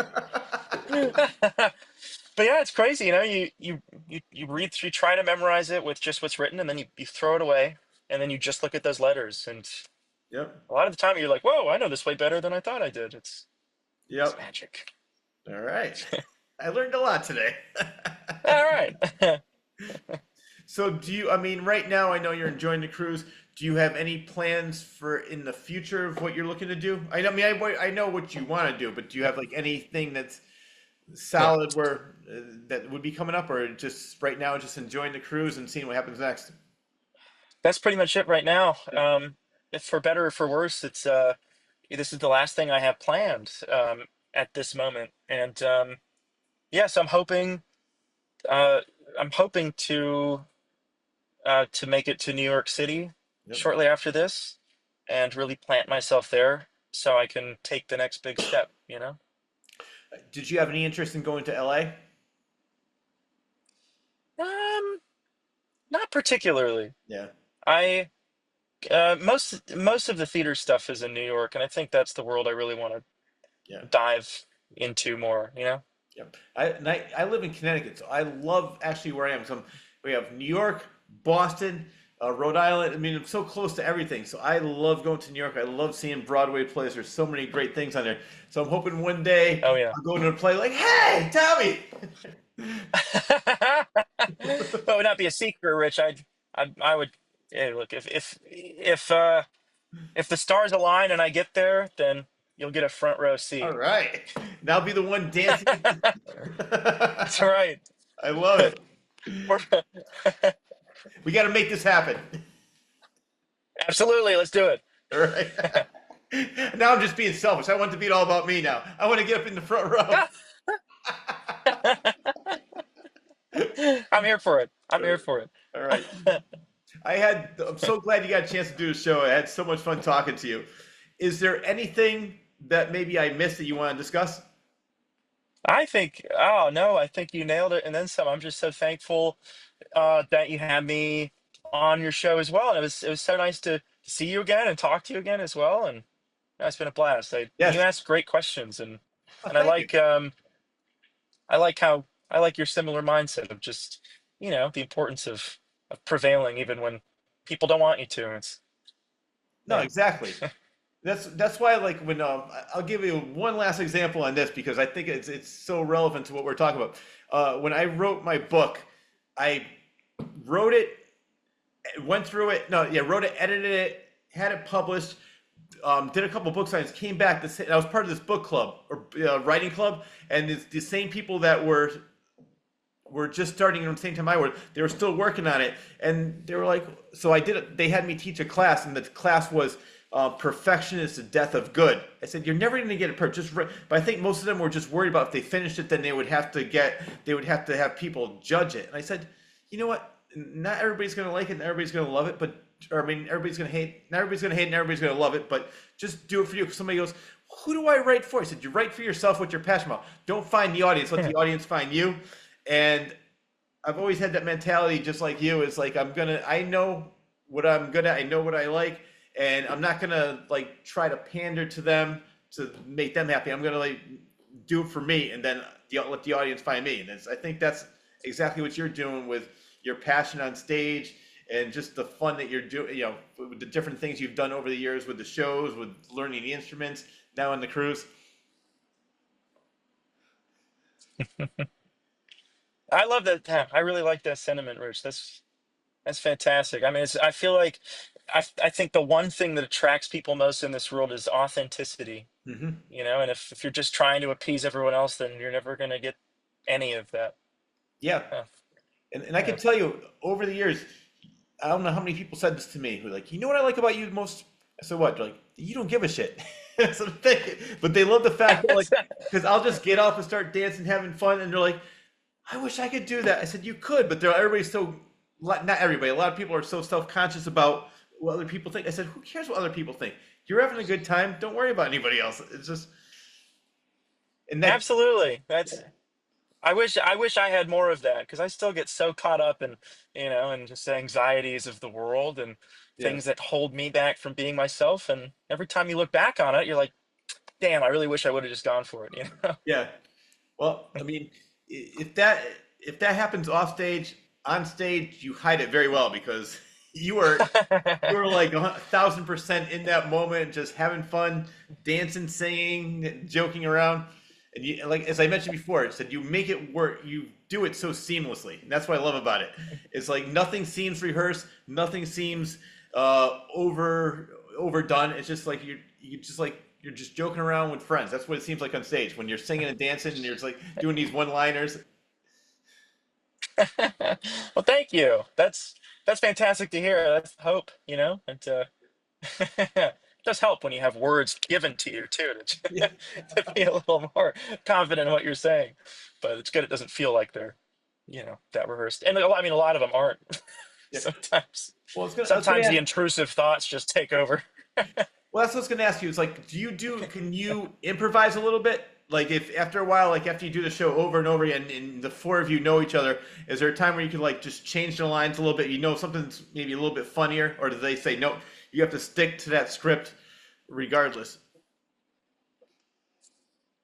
Um, there's probably more wiggle room in this show than any show I've done.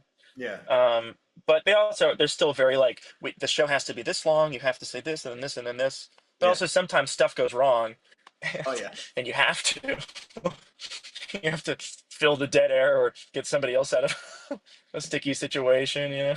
Oh yeah. That's it's funny because I don't know if this ever So we do happened. have a little bit of that. Yeah, I don't know if this ever happened to you, but I've spoken with actors, and they said that like when they were on stage and their mind went completely blank, another actor would say, "Isn't there something in the refrigerator?" Oh yeah, and that would like sort of spark them. Have you ever had a moment where you're on stage, or maybe you helped another actor out where they just didn't know what their next line was? They're like, "Oh yeah, well, do you have a pen? Oh yeah, let me get the pen for you." Like, did you ever have to do anything like that for another actor? Yeah. Oh yeah, I guess I have. Yeah. Uh, yeah, there was a production I did. I don't want to go too into detail just in Oh yeah, no. case. But there was a production I did where somebody was added to the project super super late, um, and it was a massive part. And during our first show, there were at least, 6 or 7 different times throughout where we'd just be sitting in dead air, and I would have to, Oh man. exactly what you just said. Like, Yeah. well, what you gonna tell me about what this person said to you? Yeah. Like, If you're talking to your, have you spoken with your mother in a while? Oh yeah. yeah, exactly. Try to make it as seamless as you can. Yeah. You know Or when you. because that's the nature of the beast in live theater too. Sometimes a sound effect won't work. Hmm. Um, and so like there's someone was supposed to knock on the door and nothing happens, so you just have to like reach under a table and oh, I'll get it. Yeah. I think the funniest thing I ever saw was it was a Civil War type play, and the guy went ah, and then the bullet went off. I was laughing so hard. He got shot before the shot went off. Yeah. That's awesome.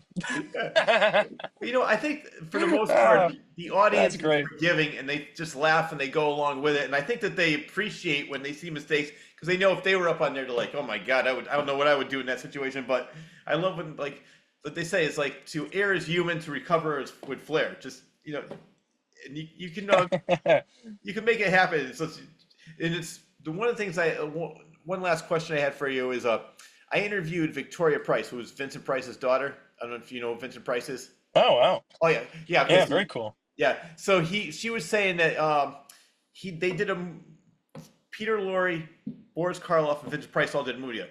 Peter Lorre loved to do improvisation. Boris Karloff was very serious. He went strictly by the lines, and Vincent Price was somewhere in the middle. And Boris Karloff kept complaining to the director, "I can't do it. I don't know." Peter Lorre just goes off script. I don't know what to say. And Vincent Price is like, "How about you stick a little bit more to the script? You can ad lib a little bit more." So, have you ever worked on a show where somebody like a Robin Williams type character comes in, just starts changing everything? Because I know, like, if that happened to me, I'd be like, "How am I supposed to react to this? I have nothing planned." And it's so. Has that ever happened to you, where you get worked with an actor who liked to do too much improv and it sort of just messed the whole production up? Oh man. Ooh, that's a good question. Have I? I That you can talk about. I get yeah, right. I think yeah, I would say I was doing I I was doing a pirate dinner theater show, and there were so it was basically a circus show. It's like an acrobatic show, but there was me as Calico Jack, and there was a guy as Blackbeard. Um, and there were two different guys that would be Blackbeard, and they had done the show hundreds more times than I had. Sometimes either just to mess with me or just because they're like, "Oh, this will be funny," they'll just say something completely different, you know. And like, uh, it's either I just start laughing or I'm like, what am I? Then you have to do improv as a pirate, which is, Yeah. you know, like, what a peculiar thing to say, sir. I, Oh man, yeah, how do I get to the next event now? That's funny. So how long did that go on for? Did they just do it for like the one show, or was it? Oh no, they would do it. I think once a week or so. They'd be like, they just throw something random in. You know, We do this. We That's the thing. You do you're in a show like that, which you do hundreds of times. It's like yeah, yeah. you know, I, just throw a little something in there for yourself. Yeah, exactly. Have a little bit of fun with it. But I think for me, it's when I'm trying not, when I don't think about it, I can riff for like 40 minutes. And I did that one time. I was supposed to do a 10-minute set, and I ended up doing 45 minutes. I was going on back and forth. But when I say if Oh, I planned it in advance, like, all right, from like for 20 minutes, I'm just going to riff with the audience, I think I would just go completely blank. It's when I overthink it, that's when nothing comes out. When I'm just going with the flow. hmm. So I think maybe if like that happened to me, I'd be like, because I was part of an improv group for a while, and they said just say the first thing that comes out of your mouth. Don't even think about it. Just do it. And then we would do skits from that and just go back and forth. And I did learn a lot from doing with the improv group of doing. But overthinking can kill Mhm. you, or in my case anyway, because I'd be like, Oh, absolutely. yeah, Yeah. No, I could not agree more. That was one of the first notes I got when I started acting school. Was just like we had to do these little like life story projects, and I had scripted mine out to the word, and my professor was like, "Oh, like like you clearly are very um like the way you operate is you really like to have everything specifically written out." He's like, "What I encourage you next time is don't," you know, yep, which is horrifying. Uh, but but yeah, it's like you said, if you trust yourself and you live in the moment, then it just happens. It's yeah, it's crazy. yeah. Love it. I think that's like a perfect way to end the show. It's like ending All with a right. great life lesson. And I, like I said, Yeah. I had so much fun. First of all, being on the cruise with you for a week and seeing all the shows, and you were just, I'm telling you, if you're going on Norwegian, hopefully you can make it within up until at least November. Check out Sid Norman's house. You're gonna love the band, Poorhouse. You're gonna love the music, the band, the banter. Is you put on some great shows, and I'm not just saying this because I said I heard plenty of other people say too. Out of all the different bands I've seen on that cruise and even the other cruise, you were the best. Like your group was the best. That Uh, it's true. It's well, like that really means a lot, Rich. Thank you. yeah, yeah. Because and I definitely am looking forward to being front row for you on Broadway. I hope so. I would die to have you in the audience again, Rich. Oh my It gosh. was such a joy, and thank you so much. Oh, thank you very much. I really do appreciate that, and I hope you have a great night. Good luck on the. Have fun in Bermuda. Thanks. Yes, indeed. Thank you very much. Best of wishes to you too. Thank you. Well, that wraps up the latest episode of the Claus Corner. A huge thanks goes out to singer, pianist, percussionist, guitarist, and accordionist Tommy Krob for taking time out of his extremely busy schedule to be a guest on my show. Thank you very much. I am also extremely grateful to editor extraordinaire John Bristol of the award-winning Element Productions for always doing a superb job editing this show each and every week and making it available to all on YouTube.